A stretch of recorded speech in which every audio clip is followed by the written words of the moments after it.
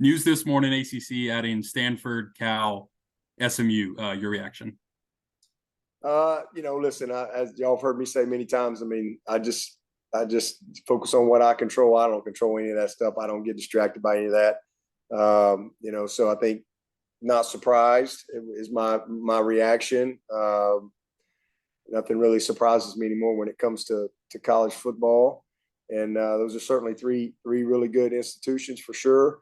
I guess my biggest reaction would be, hey, last time we went to Dallas and then to the Bay Area in California, it brings back great memories for the Tigers. So that's really about it, man. I'm just trying to find a way to win Monday night. And I guess injury-wise, about the same. You feeling good health-wise going into? Yep. We're in a good spot. And Ship was mentioning last week that Garrett's going to be on the field this season, and he liked the communication that brought. What was that conversation like between you and Garrett for him? He said he wanted to coach from the field instead of the box. Is that something he's always done, and how do you think that's going to help you all this year? I know Street was in the box last year. Yeah, not much of a conversation. It was like, hey, where do you want to be, up or down? And he prefers to be down. No different than it's always been. My first coordinator, Billy Napier, he liked to be up. Everybody's got their own preference of what they do. And he liked to be up. Chad Morris liked to be down. Tony liked to be up. Streeter preferred to be up.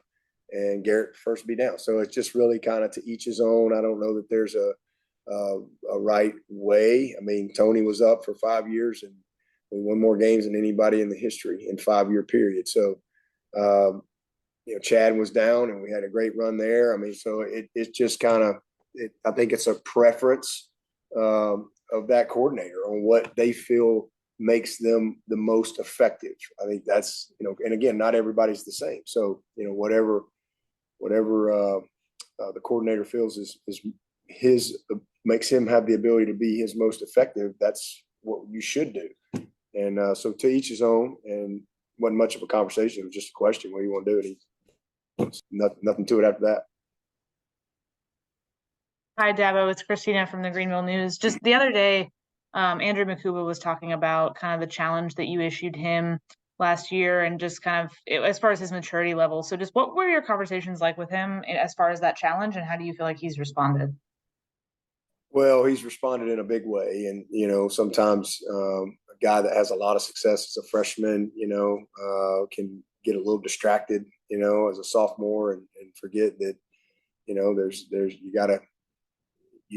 gotta be a guy that's always pressing and improving, and I just think he just kind of got in a little bit of a phase there where he got maybe wasn't quite as focused as he was as a freshman, and then he got hurt. I mean, he had a lot of injuries. That's part of it. I mean, between his elbow and his knee, I mean, it was. But I tell you what, man, that kid, he's one of the toughest guys we've had come through here because I mean, he just kept going, and so just really challenged him about really a total commitment in every area of his life because. I didn't think his body was in a good spot last year, and he just needed to buy in a little bit more to the overall wellness and the commitment to that, for this level especially, and how he fuels his body and just all that stuff. Because I mean, he'd gotten a little light, and I mean, he really bought into it. He had an amazing offseason. He's 190 something pounds. He's very, very confident, and it's just all part of it. He learned a lot last year, and but man, I'm proud of him. He played through a lot of pain. He played through, some pretty significant injuries all year. But I think the biggest thing was just a maturation process of day in, day out, week in, week out, what he's got to do to become, a great football player. And again, it's not just showing up and going to practice and being a good athlete. It's so much more than that. And I think that was the biggest thing that he bought into last year, into this offseason especially. And he's in a really good spot right now, and excited to see him go play.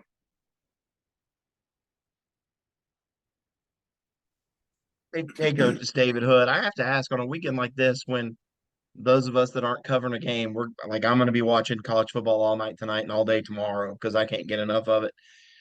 Do you watch it? Do you like to say, hey, I've got a little bit of time this weekend and sit down, prop your feet up and watch games? And are there any that you're looking forward to this weekend? Yeah, sure. I mean, if this was a normal week, and by let's just say this was game three, for example, and you've got your normal prep time. I mean, no, I wouldn't be able to watch much because I mean, this would be a Wednesday night. This is a Wednesday night for us, and it's practice corrections. You're continuing on through your game plan type of stuff, and there wouldn't be much time. But this is obviously I mean, we could play today. So we're just kind of in a polish mode right now because we've had a long time to get ready, and these guys are ready to go play. So it's really just about tempering that. So it's not normal in that standpoint. So absolutely, man. We'll eat dinner. We'll have a little bit of practice correction on the tape tonight, and everybody will get home at a decent time. Let's watch some games. We were up here last night watching games. I think you learn a lot, especially early in the season. A lot of lessons and a lot of reminders on things that you get to see from other people. And then tomorrow is it's a Thursday for us, but not a normal Thursday. So we'll be done, and then it's just each individual coach just kind of getting some of your final little tips and reminder stuff done. And then, yeah, I'll watch as much football as I can. I enjoy it. I'm certainly a college football fan, and, enjoy, again, watching other teams and learning, and certainly we'll see some of our future opponents as well. So yeah, definitely we'll tune in, and then we'll come in here Sunday, and that's like our Friday, and it's really, we kind of get in a real game mode, and do our thing. So, yeah, look forward to a couple games tonight. Look forward to seeing some tomorrow when we get done with practice. We'll finish up probably about 1:30 or 2 tomorrow when we wrap it all up, and get a chance to see a good bit of it. You were talking about polishing it up, and you said the other day this is so much time preparing for a game. When do you feel like you had, installs done, game plan is in, and now it's just kind of fine tuning things? When do you kind of feel like you had all that done? Oh man, probably last Friday. We pretty much have had the bulk of everything done, and then you get into this week.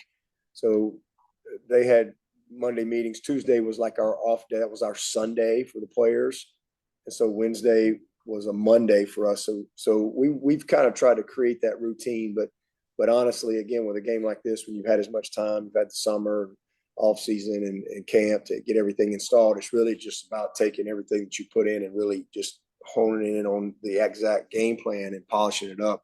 So not a lot of new from what they've done in camp. It's just more, it's less, so just really getting honed in. But once we start kind of getting into scout teams and you have less time, it tightens up pretty quick. So yeah, we've been ready to go play.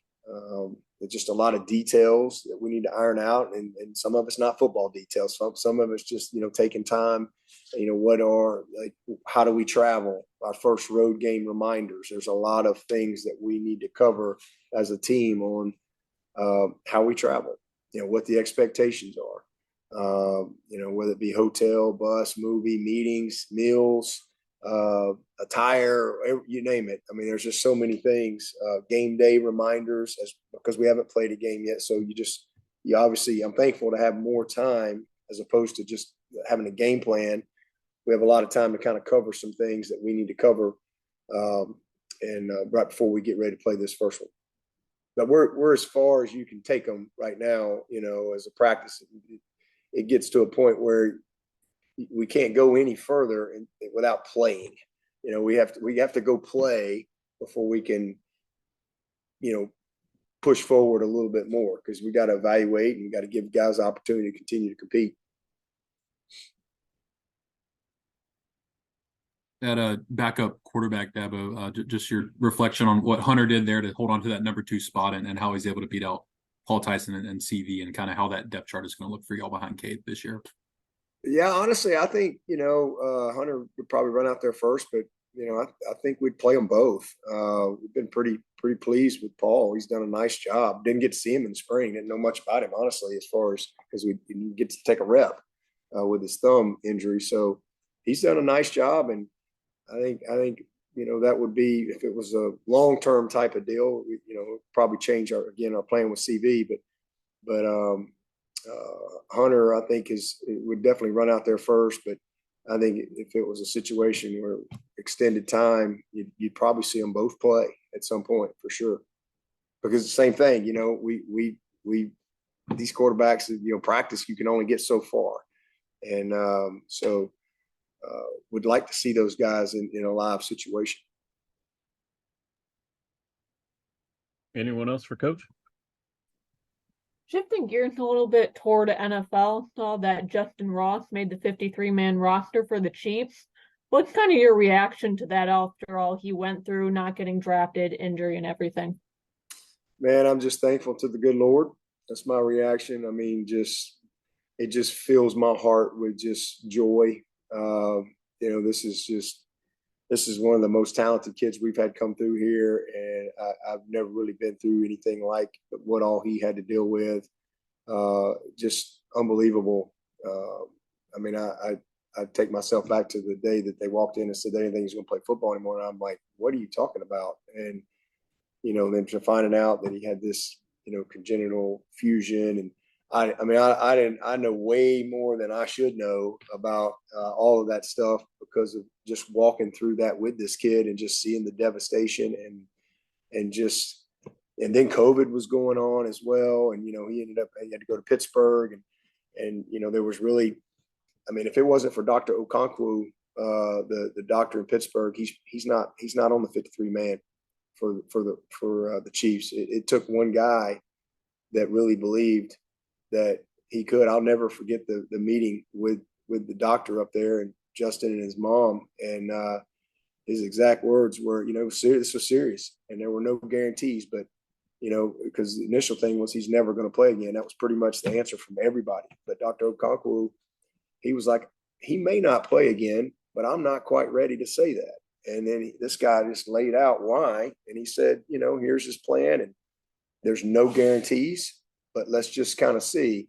And so, we went through a little over a year journey with, this kid not having any guarantees whether he would ever play a snap of football again, much less, fulfilling his dream of being a pro. And it was a tough journey. He's got a great mama, and he's a great kid, and had a lot of resources and support here. And he hung in there, man. And then, he comes, he's one of the toughest kids I've ever coached. And then he comes in here and literally the Wednesday practice before the Georgia game, he gets a hairline fracture in his foot.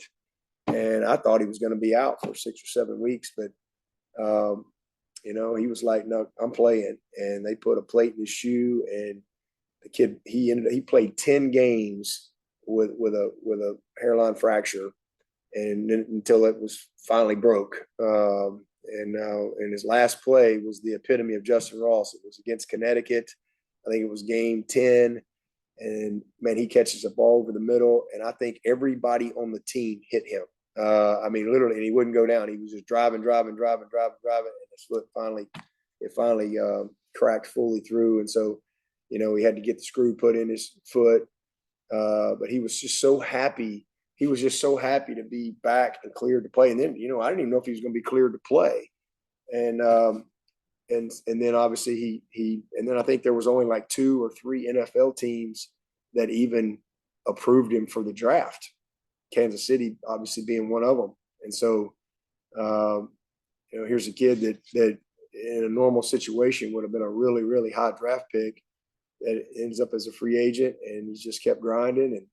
And then he gets into camp and he's showing what he can do and do some things. I had a lot of talks with Coach Reed, a lot of talks with Andy about him. He really likes him. And then boom, he kind of re-injured that foot. So last year was great. So he had to sit another whole year, but it was really good for him to just kind of, redshirt a year. And then, man, he's in a great place, and it's just a joy. It's one of the most, joyful moments I've ever experienced in my life. Just seeing him. I actually went out to Kansas City in May and spent a day there with the coaches and watched them have an OTA practice. And got a chance to visit with Justyn a good bit. Man, I'm just so thankful for him, and I'm so happy for him that no matter how long he plays football, what he was able to overcome and achieve, it's miraculous. And he's the first ever to play professional football with the situation that he has, and it's an amazing story. And I'm just praying that he can truly show his full capabilities this year and get what he's worked so hard for. Dabo, Coach Riley said that distributing the ball around among the receivers is going to be a really big key point for this offense. Just, do you guys have a specific goal for like number of targets for each receiver, or is it kind of just whatever happens? Yeah, I mean, the defense dictates where the ball goes. I mean, there's certain you get in the flow of a game, and we certainly have some ways where we can absolutely make sure a guy touches a ball, but it's all about the rhythm of the game and what the defense is doing for sure, because you can't just predetermine decisions.